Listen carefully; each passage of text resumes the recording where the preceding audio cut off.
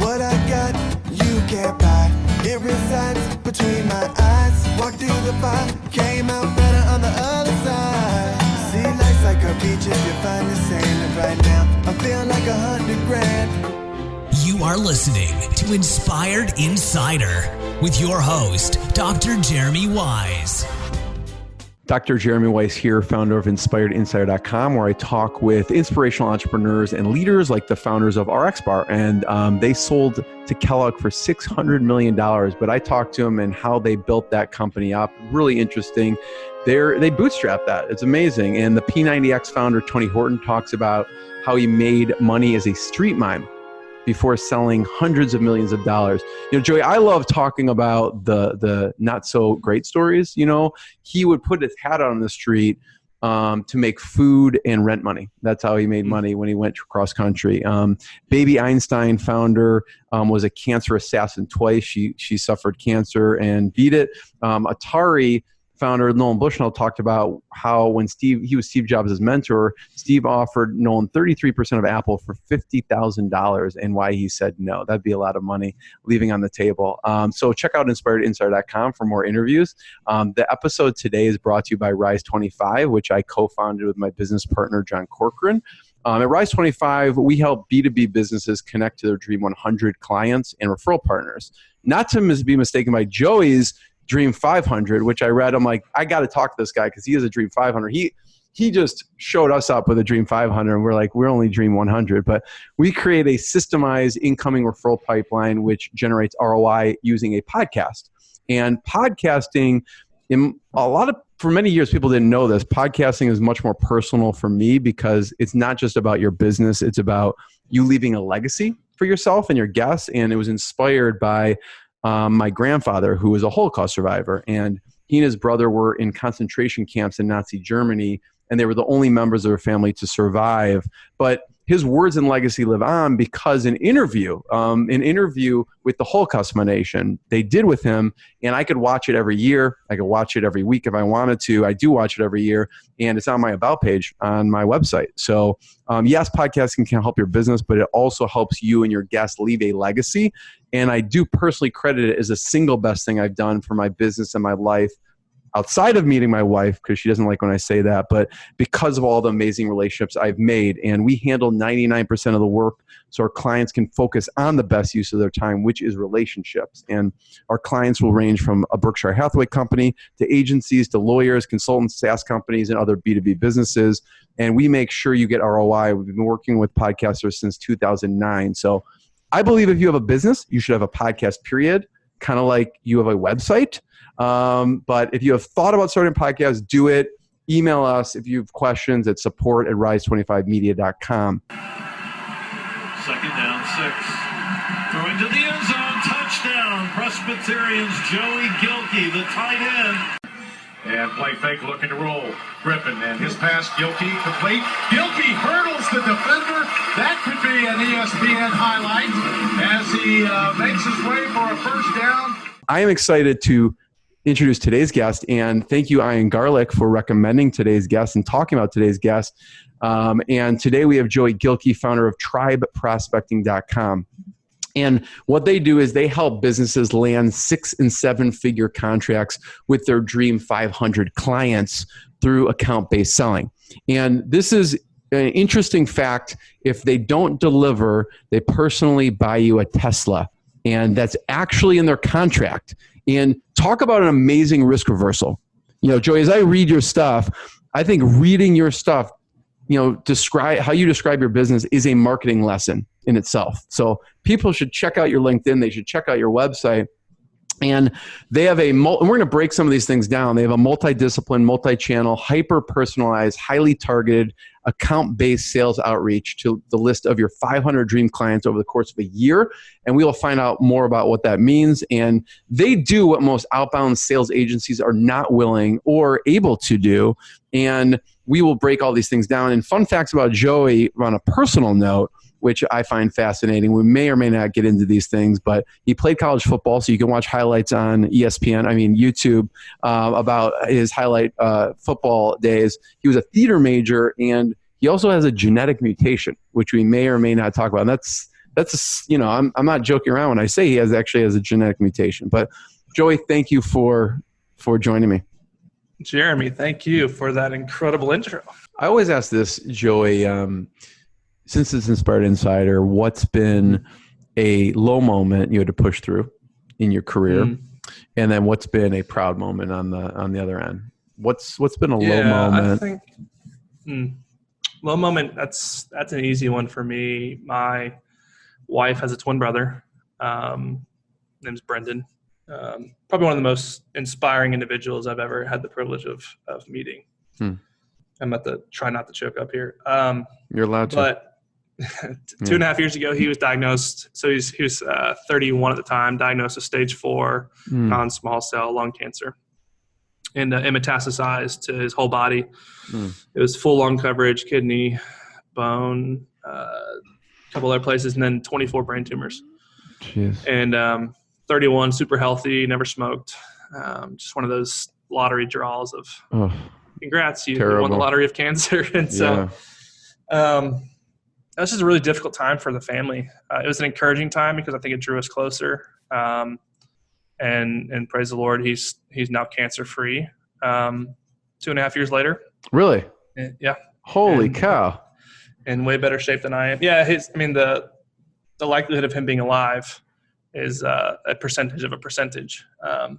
But we did some crazy research. We felt like we were introduced to some people that we didn't deserve to be introduced to, and we had an incredible team kind of help push him through this difficult diagnosis. And it was a hard time for me because it just being transparent, it forced me to start questioning what I believed about, my faith and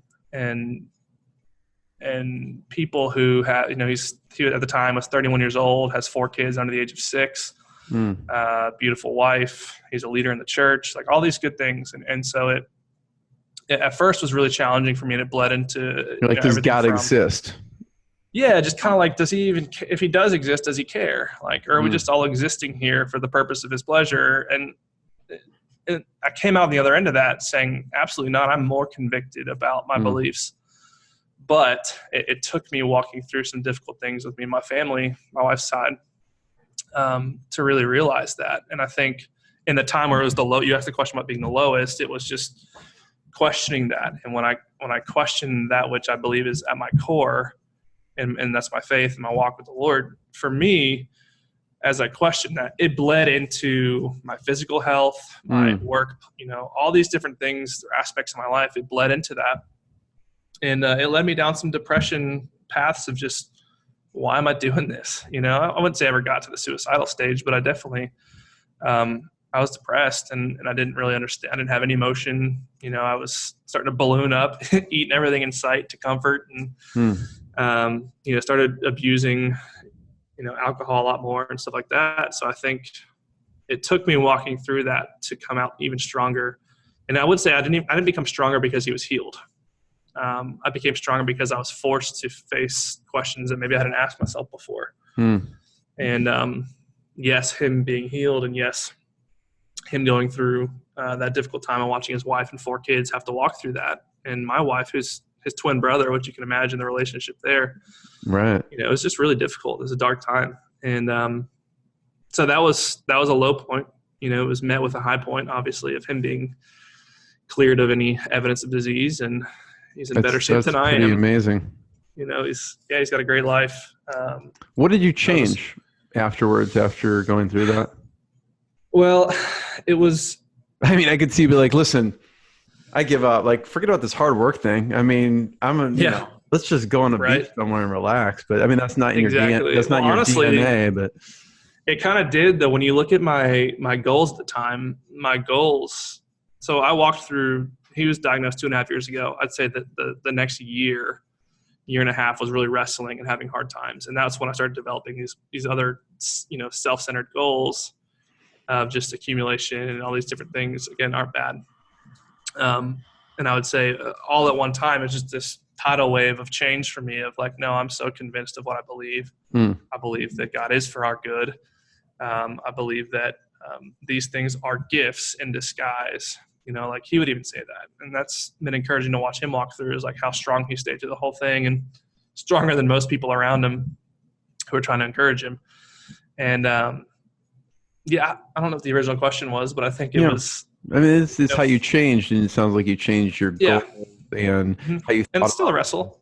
Yeah. Still wrestle through things, and now it's, I let work get ahead, and I don't take care of my body, and I'll eat what I want to eat instead of eat what I should eat, and do those type of things. And it's just a process. I think this life is a process, and there's a lot of different iterations that we'll go through in our life of changing things and growing as humans.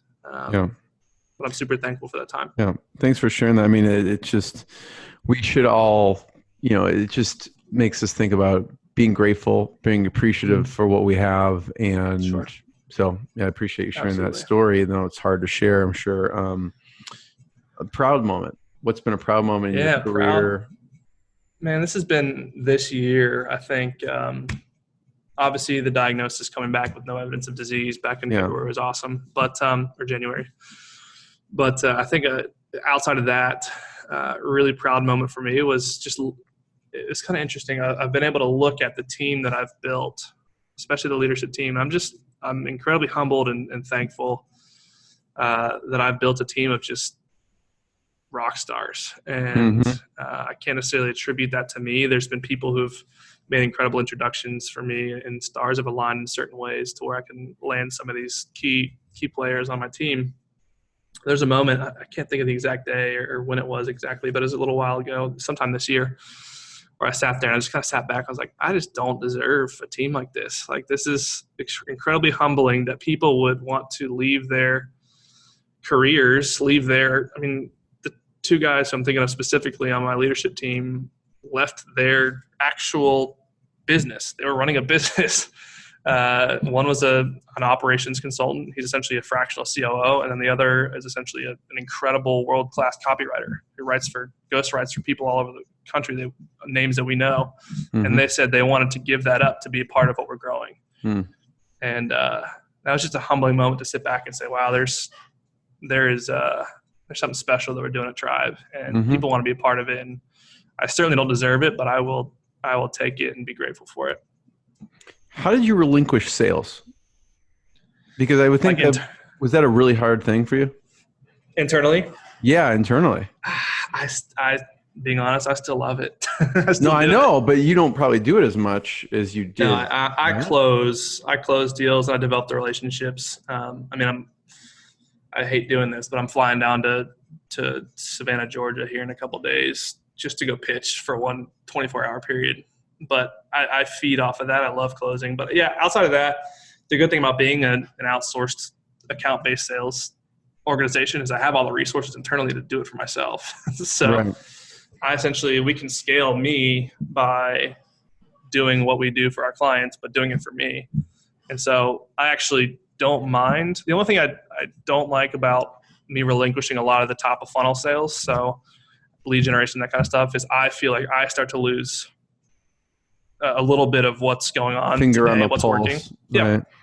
And so I have to, on a regular basis, re-engage my team to kind of ask them, like, hey, what experiments have we run lately? What are we doing? Also, this is something we're launching soon called Lead Lab, which is really just, we're essentially going to compile all of our resources and processes and experiments into a free membership portal that people can join. So they can look at experiments that have failed and experiments that have succeeded and stuff like that. But yeah, I have to have my team kind of educate me still on what's working and what's not. Because what was working 2 years ago when I was doing a lot of the copywriting and the actual sales was not anymore. Yeah. I mean, the fundamentals is probably similar, but there may be some, So tactics come and go. But fundamentals, being a human in the sales process, I think that's one of our key core values, is just be a human.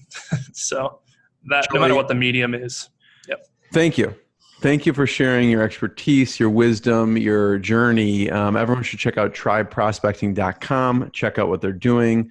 Maybe we'll convince them just to offer the Dream 500. But if not, just if you want to actually engage with the Dream 500, contact them. So thank you so much. Awesome. Thank you, Jeremy. I appreciate it. What I got, you can't buy. It resides between my eyes. Walked through the fire, came out better on the other side. See, life's like a beach if you find the sand. And right now, I'm feeling like 100 grand.